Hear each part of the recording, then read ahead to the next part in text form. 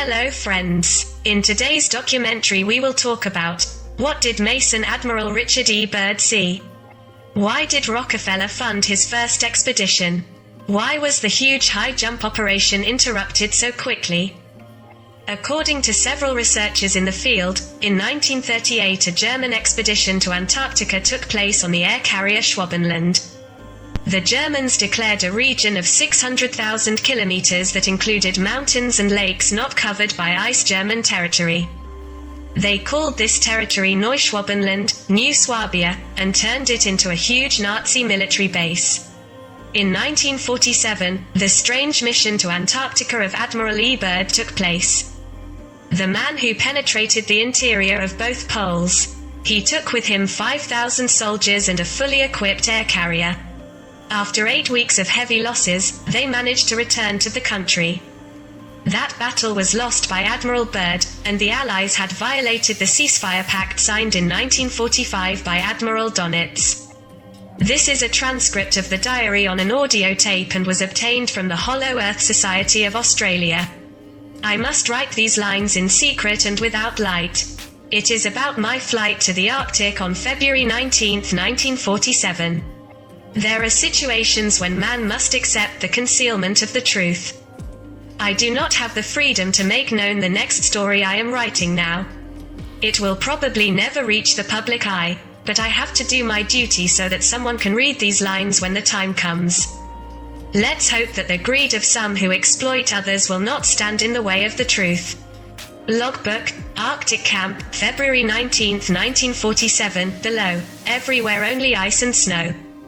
I noticed a slight yellowish coloration. It is dispersed according to a linear pattern.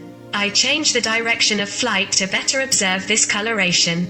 There is also a red-purple hue of the ice. I circled this area twice and returned to the original direction. I checked the plane's position at base camp again.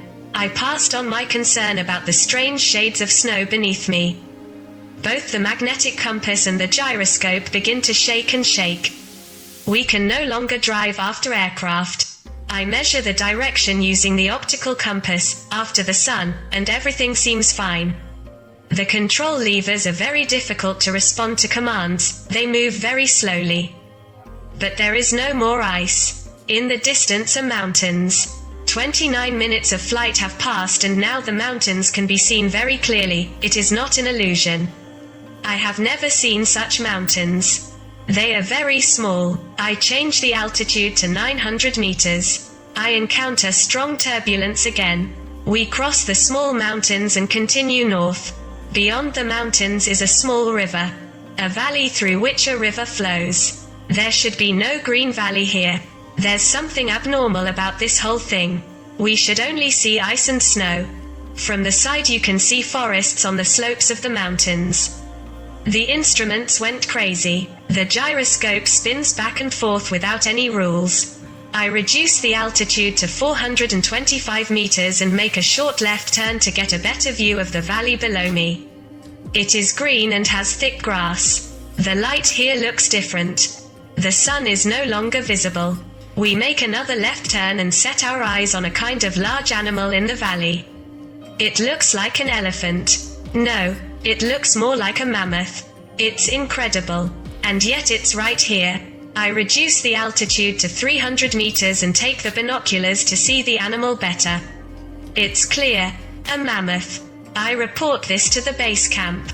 I come across even more green hills. The outdoor thermometer indicates a temperature of 23 degrees Celsius. We continue our flight. Now the navigation systems seem fine. I cannot believe. I'll contact the base camp. The radio does not work. The landscape is much too level than normal.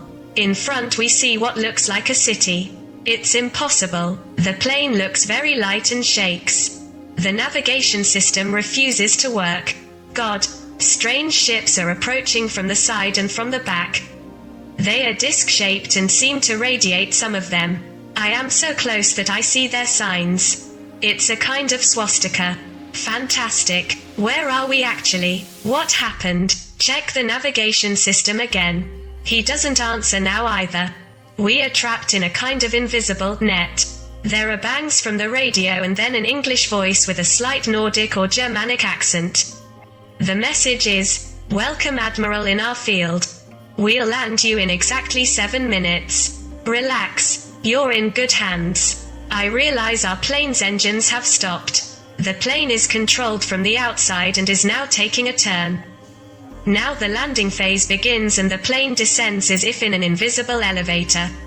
Upon reaching the ground, the plane barely flinched. I'm making one last note in this logbook. A few men are approaching the plane. They are tall and have blonde hair.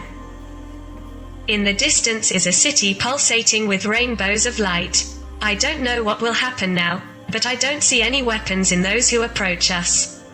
I hear a voice calling me by name, with a German accent, and asking me to open the plane hatch. I conform. The existence of openings at the 2 poles is a reasonable hypothesis. Because the power of the centrifugal force during the formation of the Earth must have been much lower here than in the rest of the Earth. The researchers say that after the latitude of 70 to 75 degrees north and south, the Earth begins to curve, creating some openings to the interior of the Earth. The passage is so smooth that the navigators who accidentally entered these regions did not realize that they were advancing inland until unknown regions appeared in front of them, which were not on the map. The openings have an estimated diameter of 2,500 kilometers and are surrounded by a magnetic ring. They are surrounded almost non-stop by clouds, and airspace is restricted by law. When explorers looking for the North or South Pole reach this magnetic ring, the compass needle points down and they think they are above the pole. In reality, it is only in the region of the magnetic ring that surrounds the pole. The same researchers say that the light and heat inside the Earth come from a central sun. Marshall B. Gardner, one of the best-known proponents of the theory of the empty Earth, believed that this sun was created by the planet's hot core during the Earth's formation, as in the image of Donati's comet. On the other hand, if we accept that the Earth is empty inside, it turns out that the other planets in our solar system are empty, because they obey the same laws. How many civilizations live inside these planets, while humans seek life only on their surface? Current science cannot answer some questions. Other questions that supporters of the official line of thinking cannot answer are: 1. Why are icebergs formed from fresh water, when there should be only salt water at the poles? Where does all the vegetation discovered inside these icebergs come from? 2. Why do all the explorers who have ventured beyond the Earth's magnetic poles claim that the weather is getting hotter and hotter and that the ice is beginning to disappear? 3. Why do certain animals and birds migrate in winter north of the Arctic Circle, for example, elk? The conventional view of science cannot answer these questions, while proponents of the theory of the empty interior of the Earth can. There are freshwater rivers flowing out from inside the Earth. This fresh water, which carries with it fragments of vegetation and pollen, freezes, giving rise to freshwater icebergs in a region where there should be only salt water. There are books that give in much more detail the evidence of the hollow interior of the Earth than I can do in this paper. An excellent summary of this evidence appears in Dr. Raymond Bernard's book, which I warmly recommend. Admiral Richard Byrd, a source of information. One of the most famous voyages to the interior of the Earth was that of Admiral Richard E. Byrd, a well-known figure in the United States Navy. It flew by mistake inland at the North Pole in 1947, a distance of 3,000 kilometers beyond the magnetic pole, and at the South Pole in 1956 at a distance of 4,000 kilometers beyond the magnetic pole. He called the land he discovered that wonderful continent that suddenly appeared, and the land of all mysteries. In 1947, Byrd and his passengers radioed as they flew inland, seeing ice gradually being replaced by earth, lakes, and tree-covered mountains. They described the existence of strange mammoth-like animals and landforms that do not appear on any map of the Earth. According to the initial publicity, all information about Byrd's expedition was censored, and the explorer died in 1957, just 1 year after his trip to Antarctica. 2 years later, in December 1959, the editor of Flying Plates magazine, Ray Palmer, published an issue in which he recounted the discoveries of Admiral Byrd, but when the truck arrived from the printing press, he discovered that his magazine was missing. Palmer called the printing press, but was told they had not received a shipping order for his publication. When he asked him to reprint the edition, he was told that the printing plates were damaged and that this was no longer possible. What a cheap spell. Palmer believed that UFOs did not come from outer space, but from the center of the Earth, and that this explained the unfortunate fate of that issue of his magazine. Personally, I think he might be right, and it is not out of the question for the ancient Indian epic Ramayana to describe the coming of Rama as the emissary of Agartha in a flying saucer. Legends of the inner blue-eyed blonde race are found in all ancient cultures, including China, Tibet, Egypt, India, Europe, the Americas, and Scandinavia. In his book, Paradise Found, or The Cradle of the Human Race, William E. Warren suggests that humans came from a tropical continent in the Arctic, a land where the sun never sets and where a race of gods who lived longer lived more than 1,000 years without aging. Warren believes that this ancient land is the same as the Hyperborea spoken of by the ancient Greeks. The Eskimos, whose origin could be even the peoples of the interior of the earth, have legends that speak of a paradise island in the north, a wonderful land where the sun never sets, where there is no darkness but no annoying light. A place in which people live thousands of years in peace and harmony. We find the same myth in the Irish. Operation Highjump, OPHJP, officially referred to in English as the United States Navy Antarctic Developments Program, 1946-1947, was an American operation in Antarctica organized by Admiral Richard E. Byrd, Jr., USN-R, and led by Admiral Richard H. Cruzen. This operation was launched on August 26, 1946 and lasted until 1947. An impressive force was deployed, 5,000 men, 13 ships and 26 aircraft. Being the largest Antarctic expedition in history, the main mission of Operation Highjump was to establish the Little America IV research base in Antarctica. In 1946, U.S. Secretary of the Navy James Forrestal assembled a huge amphibious naval force for an Antarctic expedition that would last 6 to 8 months. In addition to the flagship USS Mount Olympus and the aircraft carrier USS Philippine Sea, it contained 13 Navy support ships, 6 helicopters, 6 flying boats, 2 seaplane operators and 15 other aircraft. The group arrived in the Ross Sea on December 31, 1946, and made aerial observations over an area as large as half the United States, mapping 10 new mountain ranges. The main area covered was the east coast of Antarctica from 150 degrees east longitude to the Greenwich Meridian. Operation Highjump is also associated with the theory of the empty Earth, the intraterrestrial hypothesis and UFOs and the Third Reich and the Nazi base New Swabia, thus generating numerous conspiracy theories. Some of these theories suggest that the purpose of the expedition was not scientific but military. This theory is based on the fact that more than half of the ships that participated in this operation were part of the U.S. Navy and that the region where the mission took place was previously claimed by Nazi Germany on January 19, 1939 following an expedition. German documents relating to these expeditions, as well as Byrd's diaries, were later deposited in the annals of the University of Ohio. The fact that one of the newspapers was missing generated a whole web of intrigue.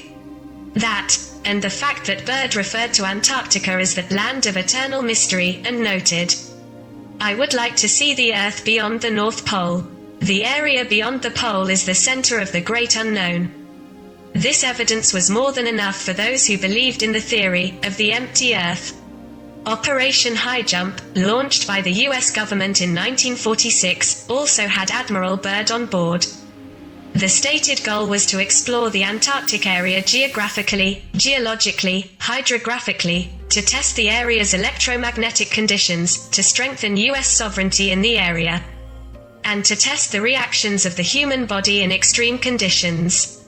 The mission was abruptly interrupted in February 1947, 6 months earlier than originally planned. without any acceptable explanation, although many of us find the idea of an empty Earth inside a rather ridiculous one. Since information based on scientific foundations is available to anyone today, the theory that exploits this variant dates back to antiquity and is not unique to a single civilization. It appears both in Icelandic folklore and in distant Tibet, and the basic idea is the same: true wisdom springs from the depths of the earth. And there is an advanced population both spiritually and technologically. Or maybe Paradise Lost? Or is it really the real location of Atlantis? Or maybe the little green men don't come from space as we think, but right from the center of the earth, where they have their base for their flying saucers. In this case, we should take our hats off in front of them and call them aliens. How much is truth and how much is fiction? The theory holds that the Earth is not a solid sphere, but is empty inside. And the openings to the inner world are the poles. These gates have multiplied over time due to geographical diversity, so the caves have been joined by caves in the South American jungle. Mount Melpego-Punsan in Tibet, Stonehenge, England, or Mount Shastra in California. Today, this theory has crossed the threshold in which it is described as the source of great wisdom. Perhaps because modern people no longer want to believe in dreams, but want to touch, see and, most importantly, find out exactly what benefit it can bring them any new discovery. Weighed from a material point of view, the fact that the antiquity of the empty Earth theory contrasts with the lack of concrete information on this subject has led many to speculate that this is in fact the source of the greatest governmental secret in existence. Remaining in the same sphere, the conspiracy was directly linked to others, including that of the Aryan race that continues to develop and that of the staged death of Hitler. Who lives well in the depths of the Earth? Adolf Hitler and the mirage of the empty Earth. In 1913, Rudolf Glauer founded the Thule Society, to which he joined over time many secret politico-military societies. The mythological mix he woven around his society attracted a lot of Germans, enchanted by the hypothesis of a hidden land from which the wisdom of the world and purity spring. In conclusion, Thule had been populated by magical beings, initiated by aliens. And their descendants were none other than the Aryans. Their purest descendants were obviously the Germans. And their purpose was to inherit the power of their ancestors and use their advanced knowledge.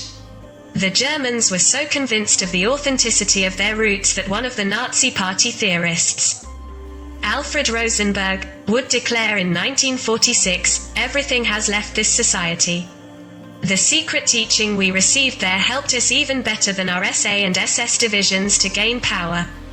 The founders of the Thule Society were true magicians. The dogma of this society would be the basis of the Empty Earth movement in Germany, initiated by the aviator Peter Bender. In his opinion, the Earth did not have an external face, because it was a hole in a rocky universe that stretches to infinity. Although it seems hard to believe, the impossibility of this fantasy is directly proportional to its followers, among whom were senior officers in aviation and navy. It didn't take long for Hitler himself to embrace the idea of an empty Earth. In 1942, in the midst of the war, Hitler ordered a secret expedition, in the idea that Bender's ideas were true. Then the Germans could have spied on the British Army without their knowledge.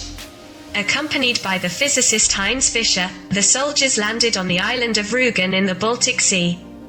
If the Earth were concave, then the reflection of radar waves propagating in a straight line will provide images of distant points located on the inner face. This was the military's plan to find out the position of the enemies. Needless to say, this only happened in their imagination. Developed against the background of the instability and insecurity of Germany at that time, the location inside an empty Earth had another psychological effect. As Jacques Bergier and Louis Pauwels point out, protected like a fetus in the mother's womb. After Hitler's death, many did not want to believe in the banal end of one of the greatest destinies of mankind, so they were convinced that he did not commit suicide but that, together with his aides, he slipped into the depths of the earth, where they all lived happily ever after.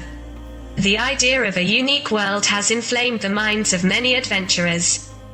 One of them went further with this research. Dr. Raymond Bernard wrote the book The Empty Earth, after which he initiated the construction of a settlement in South America, determined to discover possible entrances that would engage him in the journey of his life. Later, he disappeared without a trace in one of the caves of the Amazon, and his followers were convinced that he had achieved his goal. Is that so?